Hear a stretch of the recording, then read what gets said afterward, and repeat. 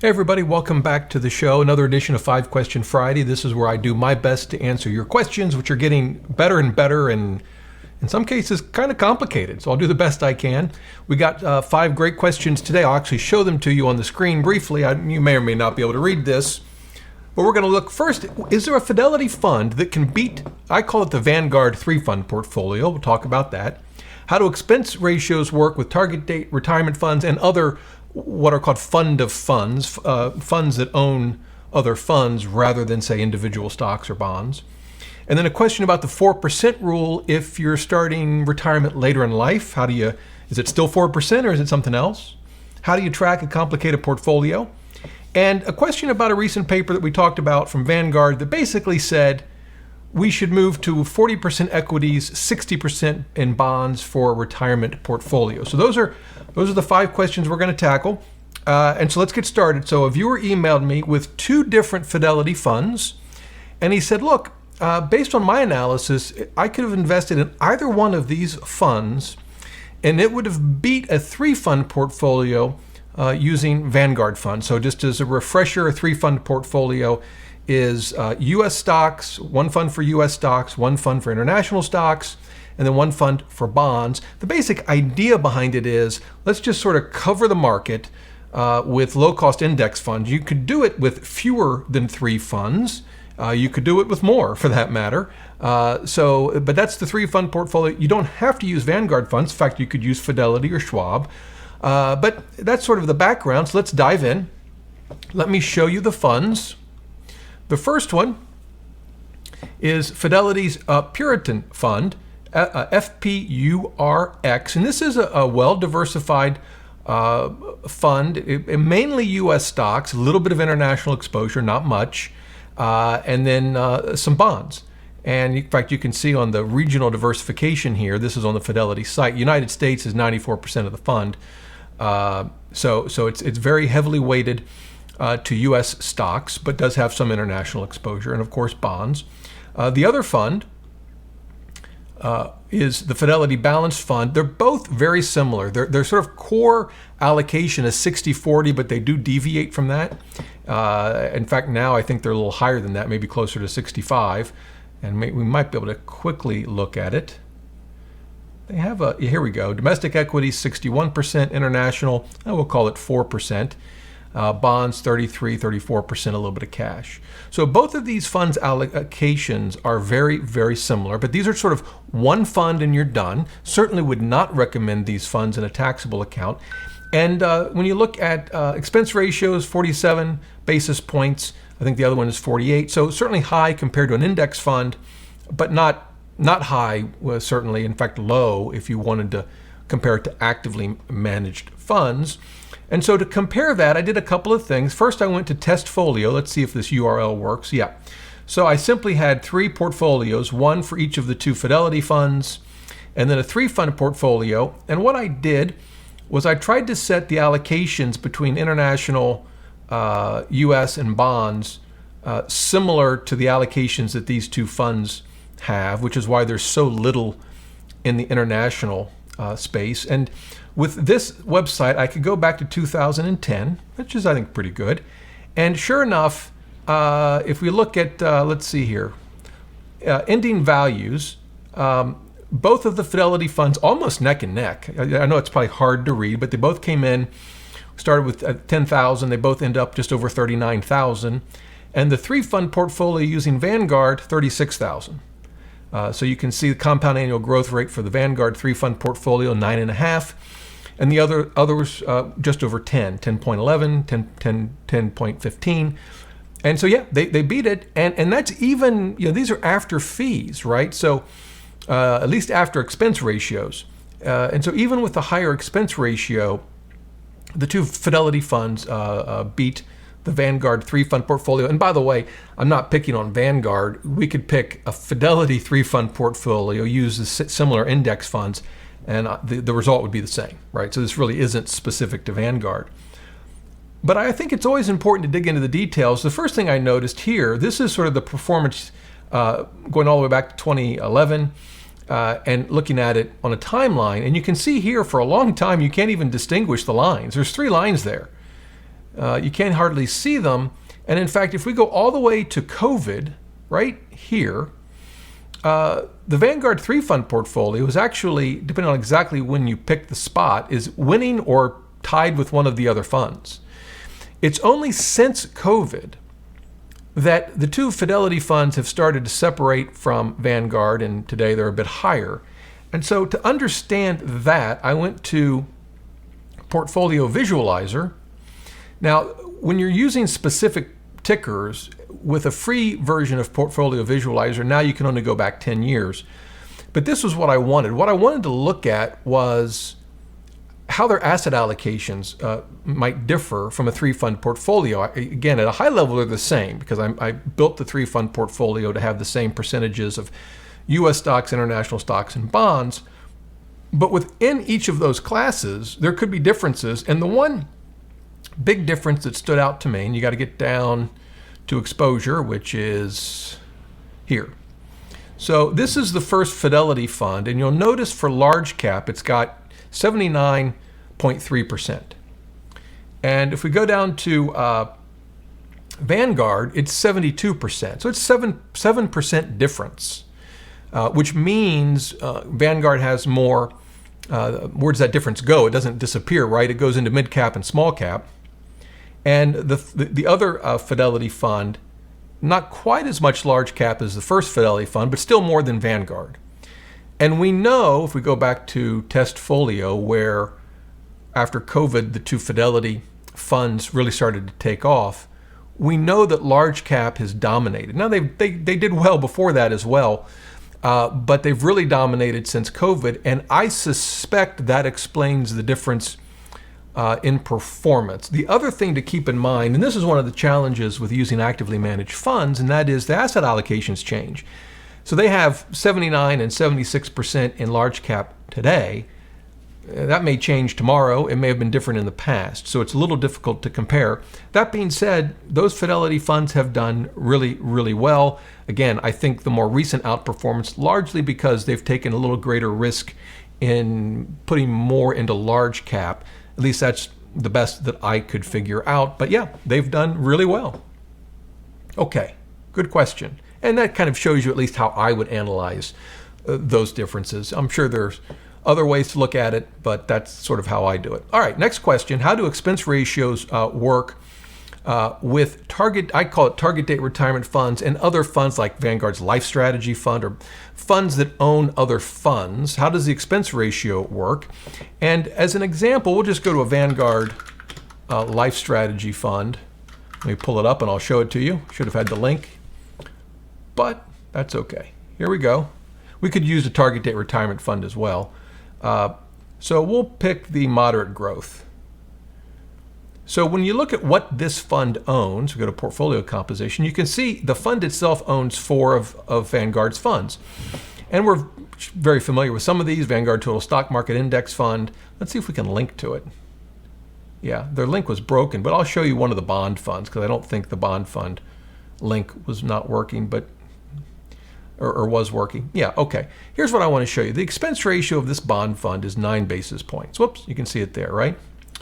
And we know that like the total U.S. market fund is, I think, 3. The ETF could be a basis point less expensive, 3 or 4 basis points. International is a bit more. But here's the thing. This fund of funds, this Life Strategy Fund, its expense ratio is 13 basis points. So in other words, if you wanted to build your own life strategy fund, right, and use these 4 Vanguard funds or similar funds, some of the bond index funds you might use slightly different funds. But if you were to put the same percentages in, you could do it for less than 13 basis points. That 13 basis point expense ratio for this life strategy fund incorporates all of the expense ratios of these funds. So you're not paying double. They're not charging you the expense ratios for each of these plus 13 basis points. That 13 basis points is covering the cost of these funds plus a little more. And that was one of the sort of points of the viewer that emailed me this question, because they said, well, look, does it make sense to figure out what it would cost us if we built this portfolio ourselves? I'll just say it's 10 basis points. Of course, the actual number would depend on how much you put in each fund, because each of the funds have different expense ratios. But we'll just say it's 10 basis points. And compare that to the cost of the fund of funds, in this case, 13 basis points. So the difference is you're basically paying, in that hypothetical, 3 basis points a year to have Vanguard do the rebalancing for you, right? And then compare that to how much you're investing, because it could end up being a fair amount of money depending on how much you have. And whatever that number is, let's say it's $300 a year, $1,000 a year, $2,000 a year, just depends on how much money you have invested. That's effectively your cost for having Vanguard or Fidelity, wherever you're getting your fund of funds, do the I shouldn't say hard work, but doing the work for you, rebalancing and whatnot. And then you can assess for yourself, was that money well spent? What do I think about that? And yeah, I think that's exactly how you should look at it. That takes a little bit of work, but of course you only have to do this once. And then you make your decision. Do you go with the fund of funds, like a life strategy fund or a target date retirement fund, or not? Now, the one thing I'll mention about target date retirement funds is that the asset allocation changes as you get older. So there's more work involved. Maybe not every year, but I would say probably every 5 years. You're going to have to make a change to your actual percentages that go in the different funds. Now, you could look at whatever target date retirement fund you're trying to match, see what it is, make the changes. It's not that hard, but it is something you have to keep an eye on. Whereas the life strategy fund, you certainly have to rebalance every year, but typically the asset allocation isn't changing like it is with the target date retirement fund. So I think it's a great question from the viewer. I think it's absolutely the way to look at it. And I can tell you, I recently put money in VT, which is a global stock fund from Vanguard, and it uses individual stocks. It's not a fund of funds, but I could replicate VT, right, by using, in my case, I would use VTI, Vanguard's total U.S. stock fund, and VXUS, Vanguard's total international fund. I could replicate it, right, and putting the same amounts in each that's represented in VT, and probably save some money. I've not actually done the calculation. I did consider that before I put the money in VT. I've not actually done the calculation, which I am going to do, thanks to the viewer's question, because I think it's an excellent point that they made. All right, next question. Concerning the 4% rule, which I believe the analysis runs out for 30 years, which is what Bill Bengen actually in his 94 paper actually did the analysis for 50. But he concluded that a successful retirement that doesn't run out of money only had to last 30 years. But the viewer says, if someone starts to take a yearly percentage out of their portfolio at a later age, say in their mid-70s, can the starting point of 4% be safely increased? And if it can, to what? It's a great question. Absolutely. When we talk about safe withdrawal rates, they depend on a number of assumptions. But one of the big ones is how long you're going to live, right? So someone retiring at 50 is going to have a very different analysis than someone in their 70s or 80s. And then that question is, all right, well, so what's the answer? Well, keep in mind, there is no single answer because that's only one of the factors. You also have how you're investing your money. Are you paying investment fees and many other assumptions that go into these safe withdrawal rate calculations? But again, how long you're going to live, that's one of the probably most important assumptions. And Bill Bengen actually looked at it, believe it or not. But I think maybe the better paper is what's called, and I'll show it to you here in a second. Here it is, called the Trinity Study. This was, so Bill Bengen's paper was published in 94. This one was published in 98. It's called the Trinity Study because the authors are from a university called Trinity University. So it just got the name Trinity Study. So what they did, they looked at safe withdrawal rates in at least two ways. One was where there's no inflation adjustment. So in other words, they would say, okay, let's assume $1 million, you take out 5% the first year, which is $50,000. And then we'll just take out $50,000 every year. We won't adjust that $50,000 for inflation. What's your highest safe withdrawal rate? And then they did the same analysis, but adjusting it for inflation. So we can look at both here. The reason I like this paper for this purpose is this table's like this. So this is not inflation adjusted, and it's looking at data from 1926 to 1995. Remember, they published this in 98. And so you can look at your stock bond allocation. Now you can't get any more precise. It's just stocks and bonds. And I'm pretty sure they used U.S. stocks, but I'd have to actually dig into the paper to remind myself if that's true. But in any event, you can get, whatever your stock bond allocation is, they change just as Bill Bengen did in increments of 25%. And then you can look at your time horizon up to 30 years. And so if you're in your 70s, I don't know what you're going to pick, but let's just say 20 years. And let's say you've got a 50-50 stock bond portfolio. So here it is. Whoops, 20 years is right here. Now, this is not inflation adjusted, but you could take out 6%, and at least based on the historical data, have a 100% success rate. You go to 7% and have 96, right? So that's pretty good. By the way, they then looked at the same kind of analysis, but starting in 1946. So that would effectively exclude 1929 stock market crash and the Great Depression. But then they also look at inflation adjusted. So we can come down here. You can see here, inflation adjusted. And so again, 50-50, 20 years, 4% is 100, 5%, you don't get a big bump, but at 5%, you've got a 90% chance of success.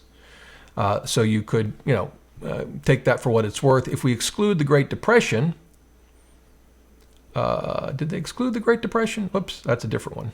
I guess they didn't. That's interesting. For this one, they didn't exclude the Great, because this is 1926 to 95, unless I've missed it.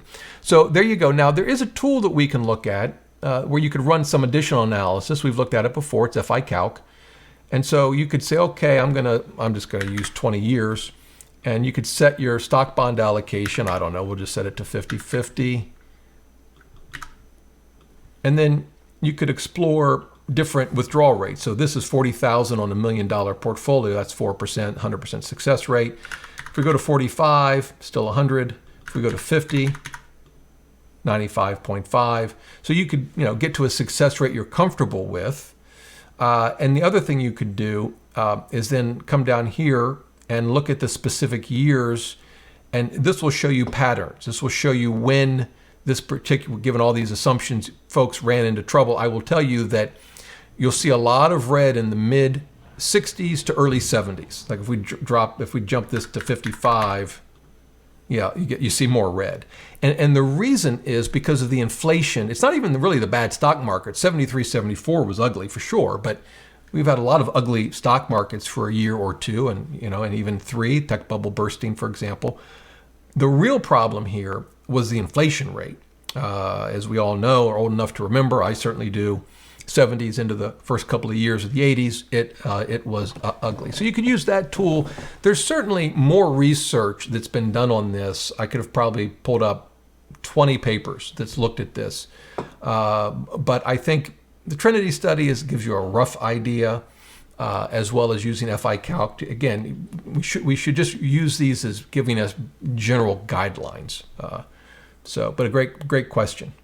All right, number 4. This is my favorite question. The real question is how to track a complicated portfolio, but I got to read you this question.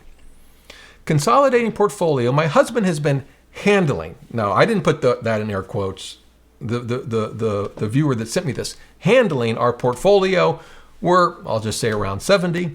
After watching one of your recent videos and downloading the Google spreadsheet, that's the Google spreadsheet that you can download for free. If you just Google investment tracking spreadsheet, the page on my site usually comes up first, but I'll show it to you. It's right here.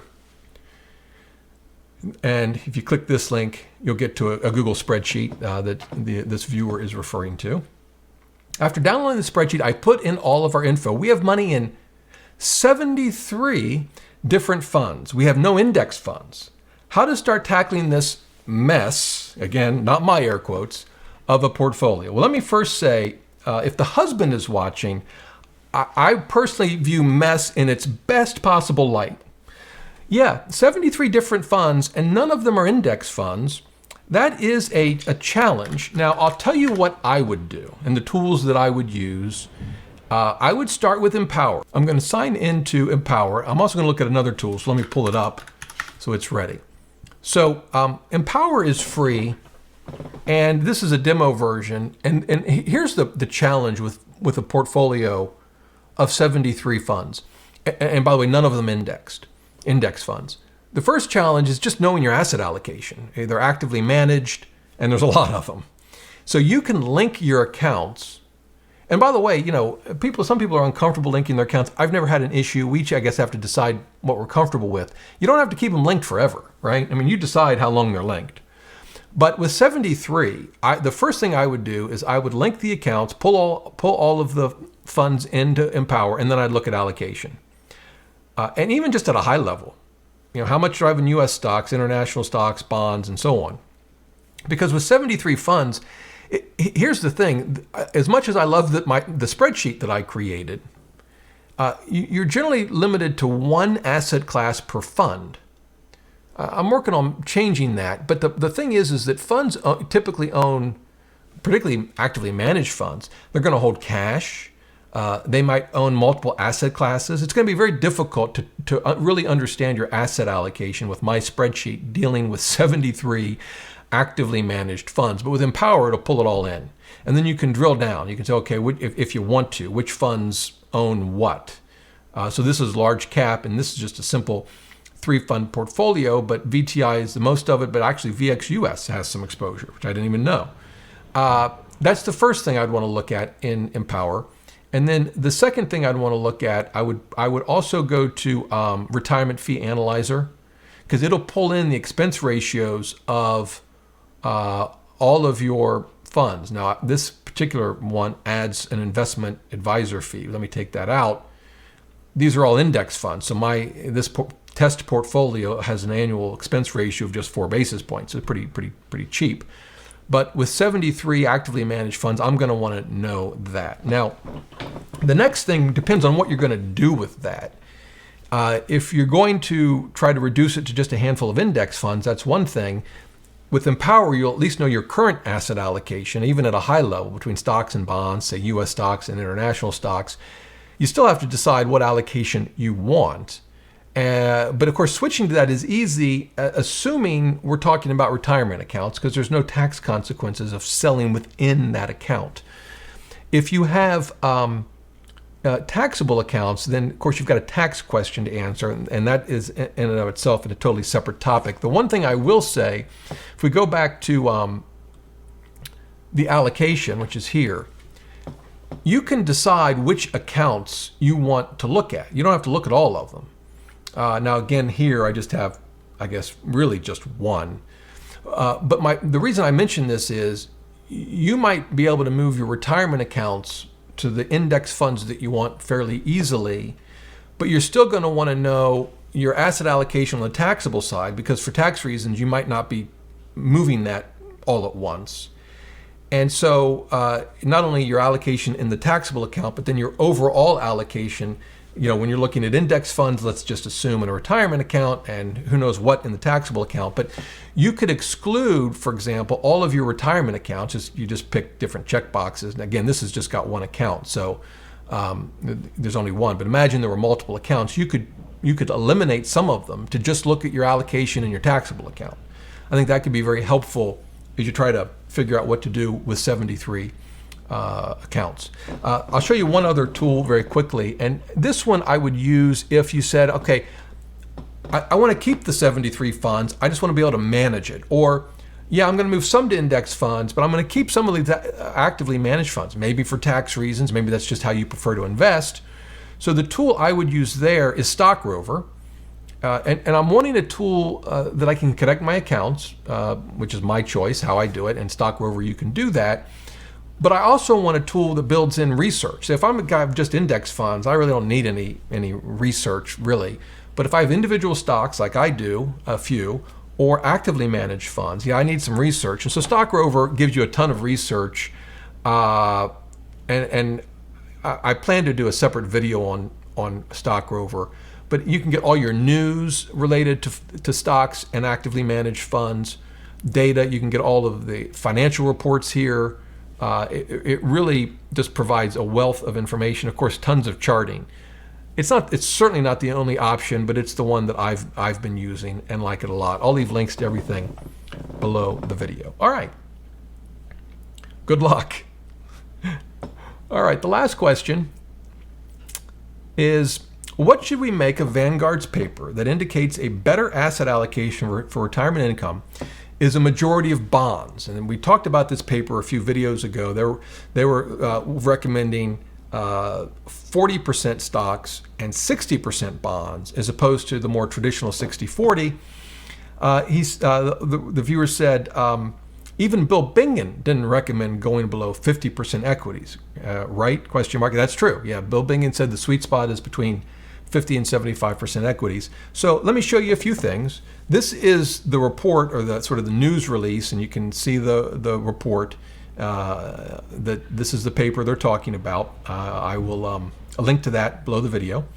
And so one of the issues, and you see this a lot, we've looked at this before, this is the Shiller PE. So this is the price to earnings ratio of the S&P 500, where price, of course, is today's price, but earnings are the last 10 years adjusted for inflation, and we're really high. It's been higher in the tech bubble, and that's about it. We're pretty much where we were right at the end of 21 before we started a pretty significant decline in 22. And this is what has a lot of folks concerned, and I understand that. The thing that I find interesting about this is that the mean is just over 17 right down here. I started investing 33 years ago, so right in here, right about here, when the Shiller PE was around 20. It hasn't dipped below 20 in that 30 plus years, except the great financial calamity of 08, 07, 08, 09. The point being, if we were to calculate the average since I started investing, I guess it's an arbitrary date, but it would certainly be a lot higher than 17. And I'm just looking at the chart, I'm guessing higher than maybe even 25. But certainly it's not going to be 38. And I don't think there's any question that the S&P 500 is richly, richly valued. And so that's got folks thinking, well, maybe we should cut back on stocks. So what I did was I used Portfolio Visualizer. And I'll show you what I set up. U.S. stock market. This is your typical 60-40 portfolios, portfolio one, and then I flipped it for 40-60. And I want to go back first. I don't know how much data they give us. Let's just look at it. Okay, so this is from 1987. Now, as you might guess, 60-40 is going to clobber the 40-60. Here it is. And hang on, I may need to change one other thing. Let me just check. Yeah, I don't want to do any withdrawals. We're going to come back to that in a minute. All right.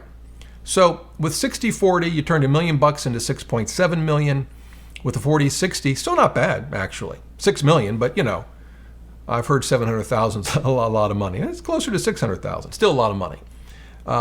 So then the question I wanted to ask was, well, has there been like a decade where 40-60 would actually beat out the 60-40? Sure. We can look at that. Go over to settings. We're going to set this back to where it was, which is 2000. And I'm cherry picking this. We all know that's when the tech bubble burst, and then later we had the banking and real estate crisis. So this was a tough decade. But if we look at the results, the 60-40 ended up at 1.3, and the 40-60 at 1.5. And so a big difference. And so 40-60 can beat certainly a 60-40 portfolio over a fairly long period of time. And if we go back to 2000, that's when, we were at what, 44, 40, I don't know, can't quite get to that number, but in the low 40s, let's say, close to the mid 40s, honestly, not too far from where we are now. And so if I were betting, I'd probably say over the next 10 years, 40-60 portfolio has a good chance of outperforming 60-40, just based on valuation. But there's more to the story. So if we go back here, the first thing I want to change, since we're talking about retirement, is let's add some withdrawals. We've got $1 million portfolio. Whoops, we're not going to contribute. We're going to withdraw. We'll just leave it at 40,000, adjusted for inflation. Withdrawals annual, rebalance annually. Now remember, we're in this, I'll call it bad decade, right? And this is, I think, telling. The 60-40 portfolio is down to 781, and the 40-60 is down to 937. When you look at it from a perspective of a retiree and you're withdrawing from your portfolio, that's a huge, massive difference. Now, of course, going forward, who knows what's going to happen? But at least when we look at a high market valuation and forward 10 years, this is just one example of it. You know, the 40-60 looked really good compared to the 60-40. Now, I still think there's even more to the story. One of the things, I've done a lot of research on valuations and withdrawal strategies. I'm working on a video that's going to deal with rising equity glide paths. That's where equity exposure actually goes up through retirement. And another sort of similar concept called the bond tent. And I'll have a video out on that, hopefully soon. But when you look at these sorts of papers and they're evaluating what you should do in retirement when valuations are high, they often default to the Shiller CAPE PE of the S&P 500. I think largely because the data is available and it's easy. The problem is I'll say most folks don't have all of their stock investments in the S&P 500 or even the total U.S. stock market. Now, some do. And if you do, then that kind of analysis is right on point. But I don't. I have some small cap. I have some international. And so going back to our portfolio visualizer, I thought, well, let's first add some international, global excluding U.S. stock market. And what we'll do, we'll just call this international. And we're going to take, let's see, we're going to do the 60-40 portfolio, but we're only going to put 40% in U.S. stocks. We'll leave 40 in bonds, and we're going to put 20 in international. So how did that compare?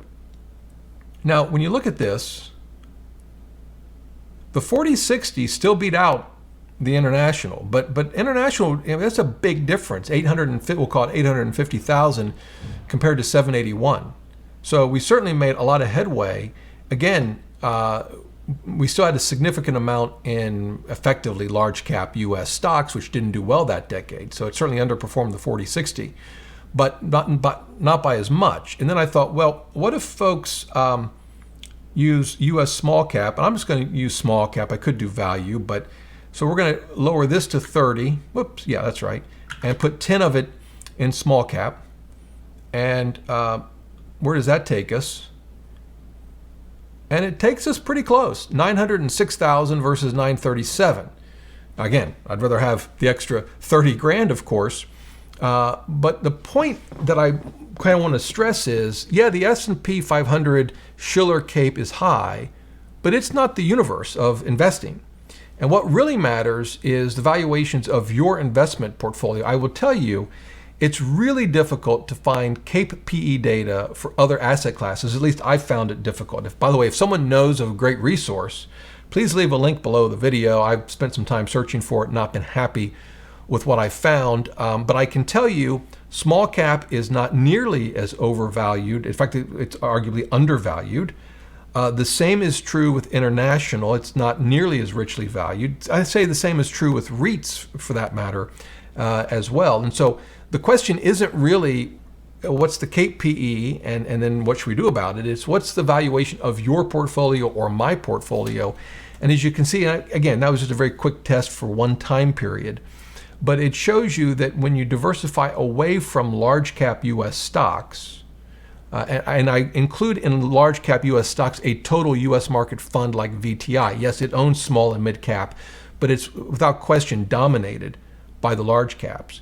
If you move beyond that, again, to international, perhaps, maybe to small cap, maybe to REITs, it significantly changes the risks of your portfolio. Certainly it changes the valuation of the portfolio. And so that's what I've been focused on when I think about our own investments, rather than making some big change to the stock bond allocation. Again, if I were going to put a wager, I would say the 40-60, again, 40% S&P 500, 60% bonds, will outperform a 60-40 over the next 10 years. That's just a guess. Of course, it could happen much more quickly than that. We could have a really bad 5-year period, and then stocks could take off again. It doesn't have to last for 10 years. But what I found is the CAPE PE is a pretty good indicator of future returns, not over the next week or even year, but over the next decade. So again, that being said, it's been high for quite some time. And if we had simply invested based on valuations, we would have missed out on a lot of gains so far. So I guess time will tell. So there you go. That's my take on it. Great questions this week. I hope I've done them justice. Of course, if you have any questions, leave them in the comments below. I'll be happy to help you out any way I can.